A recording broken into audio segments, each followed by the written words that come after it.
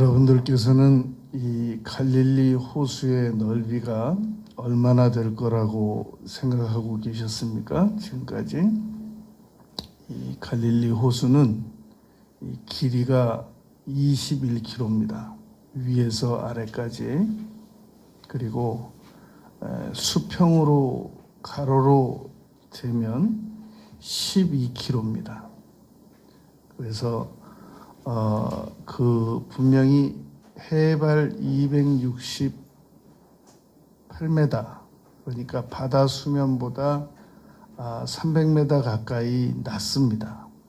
그래서 바람이 불면 이 풍랑이 심하게 일어나기 때문에 분명히 호수인데 이것을 바다라고 부르기를 조금 더 어색해하지 않았단 말입니다. 수심은 50m 정도가 됩니다. 그러니까 그런 그 갈릴리 호수인데 그 갈릴리 호수를 어느 지점에 도착해서 보느냐에 따라서 이름이 조금씩 다릅니다. 디베랴라기도 하고 긴네렛이라고도 하고 그리고 갈릴리 호수라고도 합니다. 이 갈릴리 이 호수에서 예수님께서는 제자들을 여러 각도에서 훈련을 많이 시키셨습니다. 그리고 이스라엘 백성들은 이 갈릴리 그 호수로 중심으로 그 문화권이 형성되어 있었기 때문에 이 갈릴리 호수와 뗄래야 뗄 수가 없는 상황이었습니다. 이스라엘 전체 지형이 우리나라 강원도 크기입니다. 그러니까 이러한 장소에서 일어난 일인데 아주 영적인 의미가 있습니다. 오늘 6장 16절 말씀부터 보면 저물매 제자들이 바다에 내려가서 이 성경을 읽다가 그 구절이 이해가 안 가면 그 전 구절을 읽으면 됩니다. 그 전 구절 읽어봐도 이해가 안 되면 그 장을 읽어보고 그 장을 읽어봐도 이해가 안 되면 그 전장과 다음 장을 읽어보면 이해하는데 많은 도움이 됩니다. 15절에서 예수님께서 오병이어의 이적으로 10,000명 이상 되는 사람을 먹였단 말입니다. 그랬더니 이 사람들이 예수님을 붙잡아서 임금을 삼으려고 했다는 겁니다. 그랬더니 예수님께서 이 저물매 제자들이 바다에 내려가서 이 요한복음의 오병이어의 이적 사건은 마태복음에도 기록이 되어 있고 마가복음에도 기록되어 있고 누가복음에도 기록되어 있고 요한복음에도 기록되어 있습니다. 그래서 사복음서에서 어느 내용이 이해가 잘 안 되면 같은 내용으로 마태는 뭐라고 기록해 두었나, 마가는 무엇이라고 기록해 두었나, 누가는 무엇이라고 기록해 두었나, 이 내용을 같이 살피면 이해하는 데 많은 도움이 됩니다. 조선일보에 없는 내용이 중앙일보에, 중앙일보에 없는 내용이 동아일보에, 이렇게 조금씩 같은 사건인데 조금씩 더 내용이 추가가 되어 있단 말입니다. 그러니까 16절에서 저물매 제자들이 바다에 내려가서 이 내용을 마태복음 14장에서 보면 예수님께서 제자들에게 즉시 재촉하셨다라고 기록하고 있습니다. 왜냐하면 10,000 명이 넘는 사람들에게 예수님을 임금 삼으려고 막 다가오는데 여러분 그 유명한 사람들이 군중들을 만나게 되면 머리카락도 다 뽑힌다고 그러잖아요. 하나씩 뽑아가려고. 막 이 허리 벨트도 풀러가고. 그러니까 예수님은 그 군중들에게 먹일 걸 먹이고 즉시 산으로 피하셨단 말입니다. 그러면서 제자들에게는 빨리 배를 타고 건너편으로 가라. 게네사렛이라는 곳으로 이제 도착을 합니다만 가라라고 말씀하셨단 말입니다. 마가복음의 6장 45절에서도 예수님이 즉시 재촉하셨고, 이 마태복음 14장에서도 즉시 재촉을 하니까 제자들이 바다로 배를 타러 내려갔는데 때는 저물었단 말입니다. 이미 좀 더 빨리 출발했으면 좋았을 것인데, 그 만여 명이 넘는 사람들이 예수님께서 나눠주는 이 떡과 그 물고기 2마리 메르치를 먹다가 시간이 많이 지체졌단 말입니다. 그 사람들이 그렇게 예수님에 대해서 선호하는 감정을 가지고 제자들 붙잡고 저분 어떤 분이시냐고 묻고 막 그러니까 잠시 좀 더 머물러도 되지 않겠는가. 요즘에 한참 그 인기 상승 중에 있는 이 손흥민 선수 부친께서 손흥민 선수가 상을 받아오면 받아오는 대로 다 지하실 창고 박스에 그대로 둔다고 하지 않습니까? 그거 거실에다가 상 받아온 거 두면 손흥민 선수 교만해진다고 일체 모든 상을 박스에다 다 넣어서 지하에다 가져다 준다는 겁니다. 그러면서 내 아들은 아직도 월클이 아니다. 그렇게 말한다고 하지 않습니까? 이 예수님께서 제자들이 거기 머물면서 괜히 이 말 저 말 듣고 당신들 선생을 우리나라의 왕으로 삼아야 되겠습니다. 뭐 이 말 저 말 듣고 도움 안 되는 말 들어봐야 신앙에 아무 도움이 안 될 거라고 판단하셨단 말입니다. 즉시 건너가라. 그리고 예수님은 또 그 배를 안 타시고 산으로 올라가셨단 말입니다. 17절에 보니까 배를 타고 건너 가버나움으로 가는데 이미 어두웠고 출발이 늦었어요. 출발 자체부터가. 그런데 예수는 아직 그들에게 오시지 아니하셨더니 지금 산에서 기도하고 계시고 그 배에는 오랫동안 이 고기잡이로 그 단련된 제자들이 그 배를 타고 있었기 때문에 건너편으로 가고 있단 말입니다. 이 오병이어의 이적을 체험한 그 군중들이 취하였던 당시의 태도는 예수님을 정치적으로 저분을 우리가 모셔서 왕으로 삼으면 우리나라가 기독교 국가가 되겠다, 이게 아니었단 말입니다. 저분을 모셔서 우리가 왕으로 삼으면 정치적으로 로마를 제압할 수 있겠다. 정치적 메시아로 생각했단 말입니다. 그리고 민족주의적 생각을 가졌습니다. 우리나라를, 우리 유대 민족을 이 머리 되되 꼴이 되지 않게 해주시겠다. 그리고 저분을 우리가 왕으로 모시면 전 세계 어느 나라보다 우리는 선민 사상을 주장할 수 있는 그런 특출난 나라가 되겠다. 근데 여기까지는 좋은데 그 다음이 문제입니다. 베드로가 예수님 십자가 지신다고 할 때 안 된다고 말렸던 것처럼 이 군중들이 예수님께서 십자가에 죽으시면 그것은 자기들의 민족의 수치가 되거든요. 로마 사람들은 밥 먹다가도 십자가라는 얘기를 들으면 딱 우리말로 숟갈젓갈을 놓았는데 그런 그 십자가형을 당하시는 건 안 된단 말입니다. 그러니까 이들의 사고는 다분히 혁명적이었단 말입니다. 로마의 그 식민지의 한을 풀고 그리고 경제적인 문제, 식량의 문제, 의식주의 문제를 다 해결해 주실 수 있는 그런 이 예수님이셨단 말입니다. 그런데 이러한 태도를 가진 사람들이 예수님을 왕으로 삼겠다고 하니까 예수님은 산으로 피신하시고 제자들은 건너보내셨단 말입니다. 그런데 18절에 보니까 큰 바람이 불어 파도가 일어나더라. 여러분, 우리가 분명히 기도해서 응답받고 어떤 일을 처리를 했단 말입니다. 그런데 고난이 다가오게 되면 무슨 뜻이 있을 거야 이렇게 생각하는 것은 아주 뒤에 일어나는 일입니다.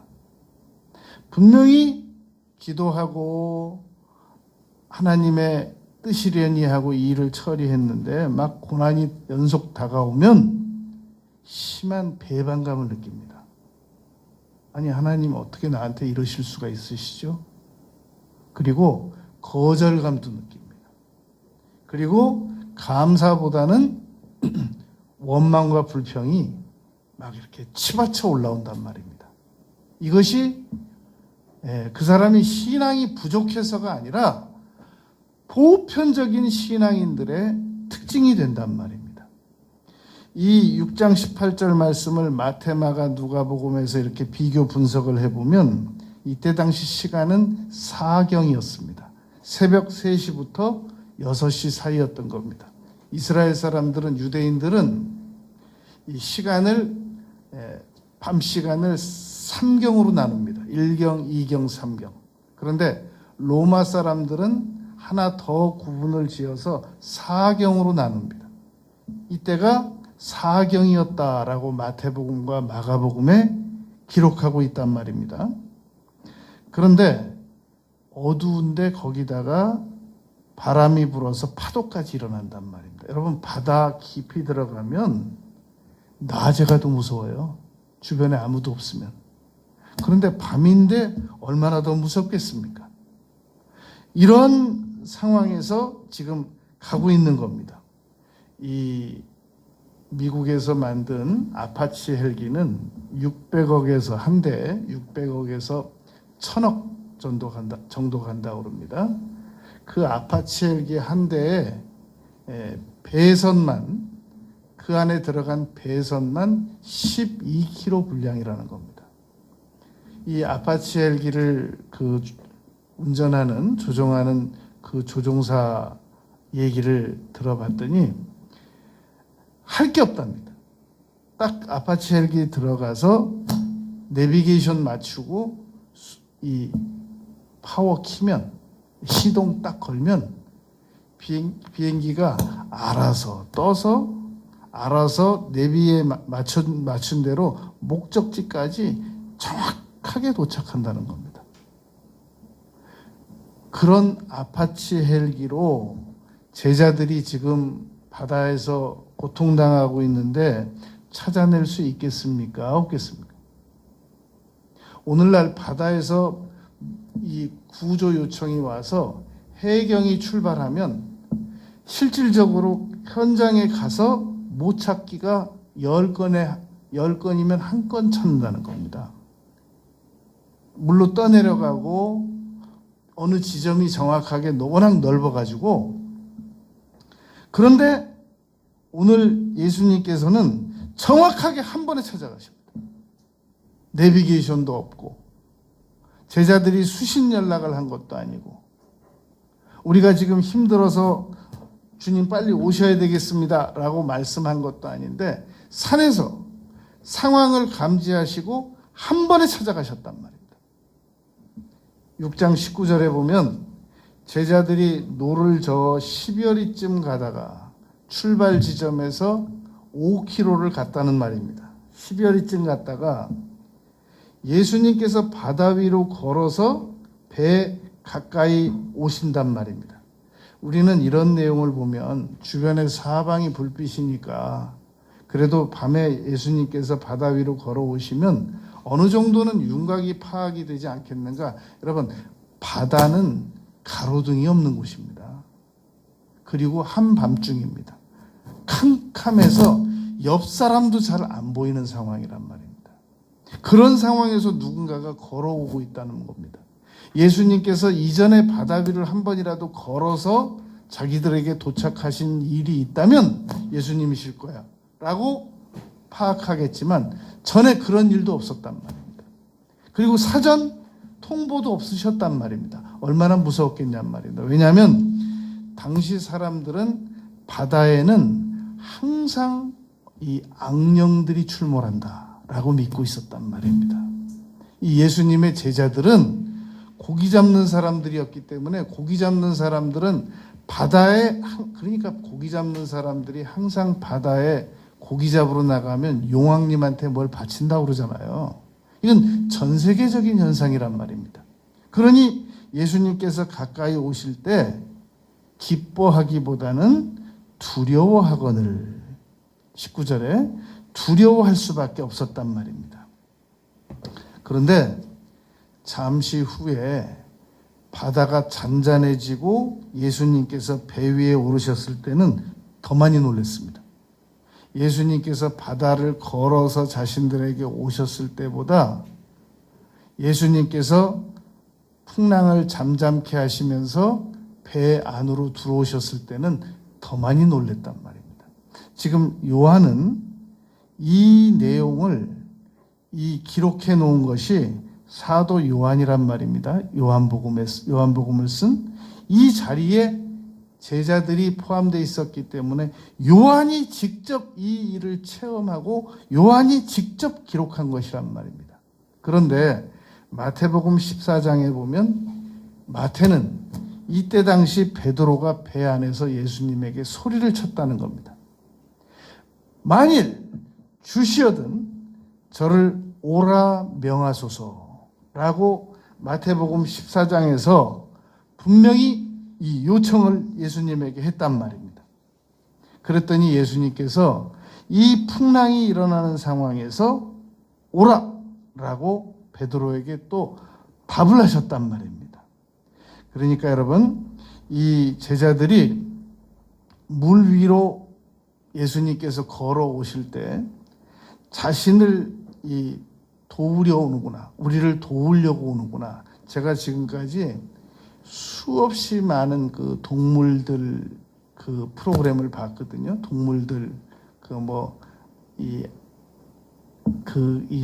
외국에 있는 세렝게티 이 국립공원이라든지 그 동물들을 이렇게 보면 어쩌다가 어떤 아이들은 목에 타이어가 끼거나 어떤 경우는 또 깡통을 머리에다 집어넣어 가지고 못 빠지거나 어떤 경우는 또 큰 타이어가 악어에게 또 끼어가지고 몇 년 동안 고생하는 그런 아이들을 봤단 말입니다.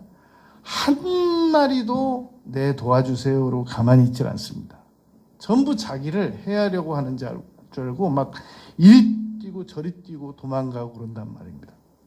사람도 하나님께서 우리를 고난 중에 도와주시려고 이런 사람도 보내고 목사님이 만나자고 그래서 얘기도 해보고 우리가 어떤 정보도 나눠보고 하면 하나같이 이게 나를 도우려고 하는 거야. 나를 이 고난의 상황에서 건져내려고 하나님께서 지금 역사하고 계시는 거야. 이렇게 안 믿는단 말입니다. 그래서 그런 말 있잖아요. 홍수 나서 하나님께 도움을 구하려고 열심히 기도드렸더니 보트가 왔는데 안 탔단 말입니다. 나는 하나님이 직접 구하러 오신다. 그래서 나중에 홍수에서 못 빠져나오고 천국에 갔더니 나는 너를 구출하려고 보트를 보냈다. 그랬다고 하는 말이 있지 않습니까? 분명히 우리가 고난을 당하면 하나님께서 우리 주변에서 어떤 일인가 일어나게 됩니다. 그러면 그 일이 일어나면 그러면 이게 나를 도우려고 하는구나 라고 생각하면 된단 말입니다. 제가 사용하고 있는 컴퓨터가 너무 늦어요. 얼마나 속력이 너무 오래돼가지고 너무 늦어요. 여러 사람들이 이제 서비스 하는 곳에서 전화가 와서 지금까지 한 10여 명이 그 컴퓨터를 만져줬는데 그때마다 잠깐 속력이 빨라지고 또 다시 늦어지고 그래요. 그런데 어제 연락이 온 사람은 좀 10명 중에 달랐습니다. 하나하나 설명을 해주는 겁니다. 지금 이 컴퓨터가 500기가입니다. 그런데 여기 잘 보시면 이 500기가를 C 드라이브와 D 드라이브로 나눠서 쓰고 있는 겁니다. 그런데 이 C 드라이브 안에 너무 많은 용량을 사용하고 이제 10밖에 안 남아서 지금 이렇게 속력이 늦는 겁니다. 그런데 반면에 이 옆에 보시면 D 드라이브는 텅텅 비었지 않습니까? 그러니까 C 드라이브에 있는 걸 D 드라이브로 동영상만 옮겨도 많은 속력이 빨라질 겁니다. 이걸 어떻게 하시겠습니까? 제가 해드릴까요? 뭐 주변에 누구 다른 분들에게 하라고 하겠습니까? 좀 해달라고 그랬죠. 그리고 이렇게 옮기더라고요. 옮기는 동안에 컴퓨터에 대해서 자세히 기초부터 저에게 설명을 해주는 거예요. 그러더니 동영상 한 20개를 D 드라이브로 옮겼는데 컴퓨터가 그렇게 속력이 빨라지고 좋아지는 거예요. 여러분, 우리 주변에서 누군가가 새로운 사람이 나타났다는 얘기는 그 사람들을 통해서 나를 도와주려고 하는 하나님께서 배려하신 거란 말입니다. 그런데 너무나도 많은 사람들이 나를 도와주려고 다가온 사람들을 도와주려고 하는지 모르고 지나치거나 무시하거나 무관심하거나 그런단 말입니다. 지금 예수님께서는 제자들을 도와주려고 오신 거거든요. 그런데 제자들은 유령이다 라고 판결을 내렸단 말입니다. 이 새벽에 누가 우리에게 나타날 리가 없다. 저건 틀림없이 유령이다. 그리고 두려워했단 말입니다. 그때 20절에서 예수님께서 이렇게 말씀하셨습니다. 내니 두려워하지 말라. 여기서 이제 내니라는 단어가 굉장히 중요합니다. 헬라어로 말을 하면 상황이 또 복잡해져요. 그러니까 여기서 내니라는 말은 마태복음 14장 33절에 보면 진실로 하나님의 아들이로소이다 라는 뜻과 같은 뜻이란 말입니다. 나는 진실로 하나님의 아들이다. 왜냐하면 제자들이 풍랑에서 다가오신 예수님께서 베드로도 물에서 건지시고 그리고 배 위로 올라타시니까 제자들이 시키지도 않았는데 진실로 하나님의 아들이로소이다 라고 인사들을 했거든요. 그러니까 그 말은 내니 두려워하지 말라라는 말은 너희들이 말한 것처럼 나는 진실로 하나님의 아들이니까 두려워하지 말라 그런 뜻이 된단 말입니다. 마태복음 8장 26절에서는 예수님께서 주무시다가 일어나셔가지고 풍랑에 고통받는 제자들에게 어찌 무서워하느냐 믿음이 적은 자들아 라고 말했단 말입니다. 베드로가 예수님 바다 위로 오라는 말 듣고 처벅처벅 걸어가다가 풍랑 보고 빠지니까 같은 말씀을 하셨습니다. 믿음이 적은 자요. 그러면 믿음 당연히 적고 당연히 무섭지 않겠습니까? 당연히 의심하지 않겠습니까? 그런데 예수님께서는 지금 제자들을 훈련 중에 있으시단 말입니다. 건져내시려고 하셨단 말입니다. 그런데 여기서 이제 생각해 볼 게 있단 말입니다. 아니, 예수님께서 산에서 보시니까 제자들이 이 건너편 바다로 가다가 5km쯤 가다가 풍랑에 휩싸여서 고통받고 있었단 말입니다. 지금 우리가 오늘 다루고 있는 이 요한복음의 표적이 5번째 표적입니다. 2장에서 물로 포도주를 만들었던 가나 혼인잔치 사건 표적입니다. 4장에서 왕의 신하의 아들 76km가 떨어진 곳에 가라! 내 아들이 살았다 하는 말 듣고 가서 보니까 어제 오후 1시에 살았다라는 보고를 이 하인들에게 받았단 말입니다. 5장에서 38해 동안 누워있던 그 사람이 베데스다 연못에서 일어나는 사건이 3번째 사건이었단 말입니다. 4번째 사건이 만여 명 이상이 몰려와서 예수님께서 물고기 5개와 떡 5개와 물고기 2마리로 만여 명 이상을 먹여준 오병이어의 사건이었단 말입니다. 그리고 오늘 바다 위를 걷는 사건, 이게 5번째 사건이었단 말입니다. 이 5번째 사건인데, 두 번째 사건, 이 요한복음 4장에 나온 왕의 신하가 와서 자기 아들이 죽어가고 있으니까 우리 집에 가서 고쳐달라고 했지 않습니까? 그랬더니 예수님께서 너희는 표적을 보지 아니하면 나를 믿지 못하는도다.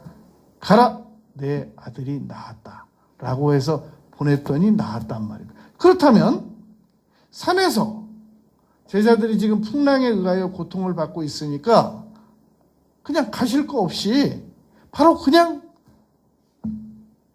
풍랑만 잠잠하게 해주시면 되잖아요. 뭐 가실 거 없이. 그런데 가셨단 말입니다. 자, 우리가 왜 사람들이 어려움을 당할 때 직접 찾아가 봐야 하느냐면은 얼마든지 전화로도 해결할 수 있고 얼마든지 사람을 보내서 도울 수도 있지만 직접 찾아가서 스킨십을 해주는 것이 이 사람들에게 큰 위로가 된단 말입니다. 그랬더니 예수님께서 산에서 해결하실 수 있는 일인데 가셨단 말입니다. 에고에이미 내니 두려워 말라 라고 말씀하셨단 말입니다. 여러분, 우리가 예수님께서 지금 두려워하지 말라고 그러는데 우리가 두려워하지 않으려면 두려워하지 않을 수 있는 이유가 있어야 됩니다. 무조건 두려워하지 않을 수만은 없는 거란 말입니다. 이 상황에서 왜 우리가 두려워하지 않을 수 있는 이유가 발견되느냐면 내니 두려워하지 말라라는 말은 진실로 나는 하나님의 아들이기 때문에 이 풍랑을 다스릴 수 있기 때문에 두려워하지 말라는 뜻이 됩니다. 그리고 구약적 관점으로 보면 이사야서 51장 10절에서는 바다 속에 길을 내셨잖아요. 그래서 홍해가 갈라졌잖아요. 이게 홍해가 갈라지기만 한다고 해서 200만 명이 건너갈 수 있는 건 아니란 말입니다. 바다가 진흙벌이 아니어야 되고 더 미끄러지지 않아야 되고 더 내려가지 않는 곳이어야 되는데 디스커버리에서 찾아낸 바에 의하면 홍해에서 이스라엘 백성들이 그 건너간 지형은 백성들이 충분히 물이 갈라지고 난 다음에 건너갈 수 있는 그런 특별한 예비된 지형이었다는 겁니다. 그런 바닷속에 길을 낼 수 있고 내두었던 나니 두려워하지 말라. 그런 말이란 말입니다.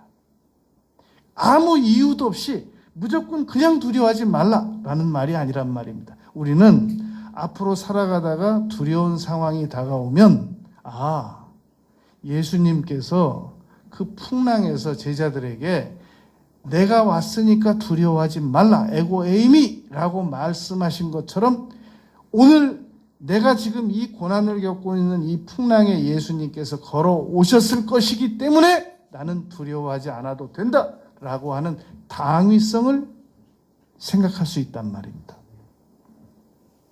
예수님께서 누가복음 24장 25절에 보면 부활하신 후에 제자들에게 이렇게 말했습니다. 더디 믿는 자들이여, 마음에 더디 믿는 자들이여. 여러분, 오늘 우리가 이 상황에서 이 바다 위를 예수님께서 걸으셨다는 내용을 들으면서도 10명이면 10명, 100명이면 100명, 1000명이면 1000명이 다 똑같이 마음에 믿음이 와 닿지 않습니다. 잘 믿는 사람이 있고 더디 믿는 사람이 있단 말입니다. 그러니까 내가 오늘 이 예수님의 말씀을 나의 말씀으로 받아들여야 되겠구나. 마태복음 14장 28절에 보면 베드로가 만일 주님이여시거든 나를 명하사 물 위로 오라 하소서 이루어졌죠. 마태복음 14장 33절에 보니까 배에 있는 사람들이 예수께 절하며 이르되 진실로 하나님의 아들이로소이다 라고 말했단 말입니다. 자, 여러분, 그러면 질문하겠습니다. 베드로가 바다 위를 걸었습니다. 그런데 예수님께서 오라고 해서 바다 위를 걸으셨단 말입니다. 그러면 왜 베드로는 요한복음 21장에서 부활하신 예수님을 분명히 목격까지 했으면서 또 고기 잡으러 갈 때 배 타고 나가냔 말이죠. 바다 위를 걸은 적이 있었는데 계속 걸으면 되지. 그때 요한복음 21장에 보면 그물을 배 오른편에 던지라 그랬습니다. 왜냐하면 왼편에 던져서 못 잡았거든요. 그러면 여러분 왼편과 오른편의 길이가 얼마나 될까요? 당시 배가 무슨 30m가 되겠습니까? 당시 배가 무슨 20m가 되겠습니까? 10m가 되겠습니까? 제가 갈릴리 호수에 가서 거기 떠 있는 바다를 뗏목을 봤거든요. 5m가 안 돼요. 기껏해야 한 3m 되는 배란 말입니다. 그러면 3m 차이가 무슨 차이가 있겠냔 말이죠. 왼쪽에서 던졌는데 못 잡았는데 그물을 배 오른편에 던져라 그랬을 때 고기를 잡았단 말입니다. 그리고 베드로는 한번 바다 위를 걸어본 경험이 있기 때문에 그럼 이제 배 없이도 바다를 걸어다니면서 고기 잡으면 될 거 아니겠습니까? 베드로를 바다 위로 걷게 하신 예수님께서도 그 일 후에 배를 그냥 바로 타셨어요. 바다 위를 얼마든지 걸어 다니실 수 있는 예수님께서도 제자들과 함께 배 위를 타셨더니 제자들이 절하면서 하나님의 아들이로소이다 라고 말했단 말입니다. 결국 이적이라고 하는 것은 한시적으로 꼭 필요할 때 이 나타내는 것을 표적이라고 합니다. 표적이라고 하는 것은 세메이온이라고 하는데요. 왜 예수님께서는 지금 이 요한복음에서 나타내신 이 7가지의 이적을 요한이 이렇게 나타내게 특별히 모아서 7 표적을 지금 설명하고 있겠느냐는 겁니다. 이 7 표적 중에는 오병이어의 이적과 바다 위를 걸은 사건은 마태, 마가, 누가와 같이 지금 이 중첩된단 말입니다. 그러나 물로 포도주 바꾼 사건이나 왕의 신하 아들 고친 사건이나 38에 고친 사건이나 남은 2 표적은 다른 마태, 마가, 누가복음에 없는 내용이란 말입니다. 왜 이 표적에 대한 기록이 필요했겠느냐라는 겁니다. 잘 들으셔야 됩니다. 왜 표적이 요한복음에 기록되었겠느냐? 첫째는 표적은 사건은 사건 그대로 역사적으로 사실입니다. 역사적으로 있지 않는 사실을 표적으로 다루면 그건 신화지 표적이 아니란 말입니다. 표적은 다른 말로 이적이라고 하는데 오늘날 사람들이 말하는 기적이다라는 것과는 다르단 말입니다. 자연현상으로 나타나는 기적도 있을 수 있잖아요. 그런데 이 표적이라고 하는 것은 예수님께서 실질적으로 나타나셔서 보여준 사건을 표적이라고 한단 말입니다. 왜 이 표적이 필요했느냐? 첫째, 역사적으로 사실이었다. 두 번째, 상징적으로 이것이 무엇을 의미하느냐는 겁니다. 하나님께서는 바다도 다스리실 수 있고 자연도 다스리실 수 있다라는 걸 나타내기 위함이란 말입니다. 여러분 생각해 보시기 바랍니다. 오병이어의 이적을 나타냈습니다. 만여 명이 넘는 사람들 중에서 주동자들이 저분 왕 삼아야 돼. 저분 놓치면 안 돼. 저분을 우리가 반드시 모셔가지고 우리 임금으로 삼아야 우리가 로마의 이 압제에서 빠져나올 수 있고 앞으로도 주변국으로부터 경제적인 안정, 식량의 안정을 다 취하면서 우리나라가 이렇게 뭉쳐서 살 수 있어 라고 지금 강하게 얘기하는데 예수님이 피신하셔서 산으로 가셨단 말입니다. 그러면 제자들 중에는 그 만여 명 중에 주동자들이 말하는 것에 동화된 사람이 있었을까요? 없었을까요? 있었단 말입니다. 그리고 예수님의 제자들 중에 분명히 예수님 나중에 우리를 예수님 우편과 좌편에 앉혀달라고 말했던 야고보와 요한도 거기 포함되어 있었단 말입니다. 그런 제자들이 우리 예수님은 우리가 알던 분이 아닌가 봐. 임금 삼는다고 그러니까 도망가셨잖아. 임금이 아닌가 봐. 그러면 우리가 예수님을 얼마만큼 믿어야 돼? 우리는 지금 이분께서 앞으로 이분을 계속 생업을 지금 포기하고 따라다니고 있는데 이 예수님께서 앞으로 로마 압제로부터 우리를 풀어도 주고 우리나라를 이스라엘을 이 아주 세계 제일 강국으로 만들어도 주시고 하나님께서 직접 과거의 모세를 통해서 만나 주셨던 것처럼 메추라기 주셨던 것처럼 우리에게 식량도 다 공급해 주실 수 있으실 건데 GDP가 5만 원 넘을 것인데 그런데 이분이 아닌가 봐 이렇게 생각하고 낙담하고 좌절할 수 있는 제자들이 있을 거 아니겠습니까? 이러한 제자들에게 커리큘럼에 의하여 다시 너희들의 생각이 잘못됐고 나는 이 세상의 이스라엘의 왕 정도가 아니라 온 우주의 왕이라는 사실을 시청각적으로 보여주어야만 했단 말입니다. 그러기 위해서는 표적이 필요했는데 이 표적은 바다 위를 걷는 한시적으로 잠시 후에 예수님도 다시 배를 타실 것이지만 바다 위를 걷는 모습을 예수님께서 제자들에게 직접 보여주어야만 하셨단 말입니다. 이렇게 꼭 필요해서 나타내는 이적을 요한복음에서는 표적이라고 한다라는 겁니다. 그래서 요한복음에서 2장부터 쭉 읽어보면 표적, 4장에도 표적, 5장에도 표적, 6장에도 오병이어의 사건에서 표적. 그래서 이 바다 사건은 표적이라는 단어는 없지만 오병이어의 4장 1절부터 15절까지 연결선상에서 16절부터 21절까지 나오는 내용이기 때문에 바다 위를 걸었던 표적이라고 한단 말입니다. 여러분 지금 이건 너무 중요한 말씀이니까 우리 다 찾아 읽겠습니다. 시편 107편 시편 107편 23절부터 31절까지 말씀을 보시겠습니다.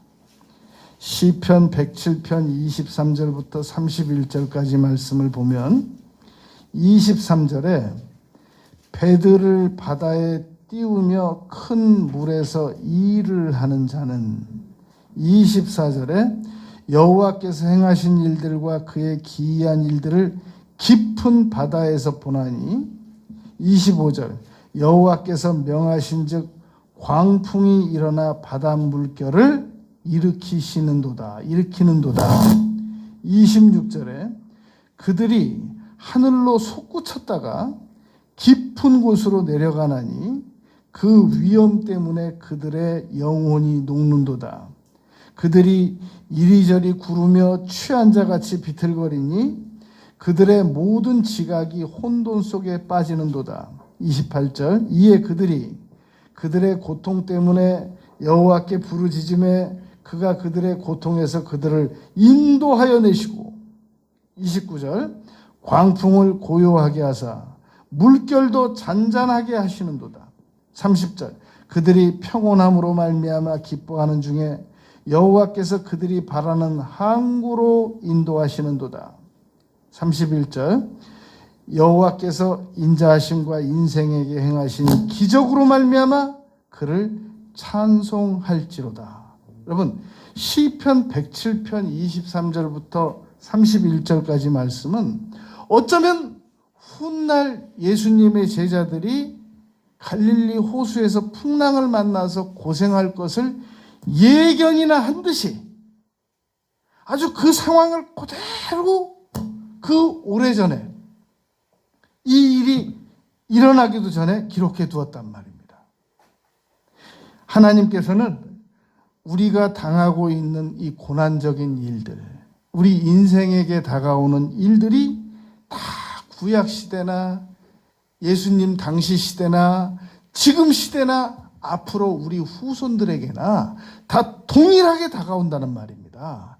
같은 원리로 이 고통이 다가오는데 이것을 어떻게 극복할 수 있겠느냐는 겁니다. 여러분 천재 수학자 파스칼은 이렇게 말했습니다. 나는 기독교가 기적이 없다면 나는 안 믿는다. 내가 기독교를 믿는 이유는 기독교에는 기적이 포함되어 있기 때문에 나는 기독교를 믿는 것이다 라고 그 천재 수학자가 말했단 말입니다. 여러분, 아무리 과학이 앞으로 발전되고 아무리 이 세상이 우리가 생각했던 것들보다 3배, 4배, 7배가 더 발달된다고 해도 여전히 기적은 필요합니다. 아무리 지금 과학이 발전이 돼도 살아있는 생명체, 모기 한 마리, 파리 한 마리, 금붕어 한 마리 못 만듭니다. 앞으로도 생명에 대한 영원한 라이센스는 하나님이 가지고 계시단 말입니다. 과학은 더 발전될 수 있습니다. 자가용 비행기도 나올 수 있고, 자가용 자동차가 갑자기 보트가 될 수도 있고, 얼마든지 과학이 발전될 수 있으나, 그러나 앞으로 우리에게는 표적이 필요하단 말입니다. 그러할 때 요한복음에서 나타났던 이 7 표적 범주 내에서 남은 생애가 수억만 년이 진행된다고 할지라도 우리는 이 7 표적 범주 내에서 얼마든지 문제 해결을 받을 수 있단 말입니다. 그러한 하나님이 우리와 함께 하시는데 왜 두려워하느냐는 겁니다. 그래서 오늘 설교 제목이 내니 두려워하지 말라는 겁니다. 나는 전능한 하나님이기 때문에 마가복음 11장 23절 하나님을 믿으라 라고 예수님께서 말씀하셨단 말입니다. 우리는 전능하신 하나님을 믿고 있습니다. 그 하나님께서 우리가 어디에서 풍랑을 만나든지 산에서 기도만 하시고 와보지도 않으시는 분이 아니라 즉시 성령으로 오실 분이시란 말입니다. 그러한 하나님을 믿고 남은 생애를 담대하게 살아가는 우리 모두가 되시길 바라겠습니다.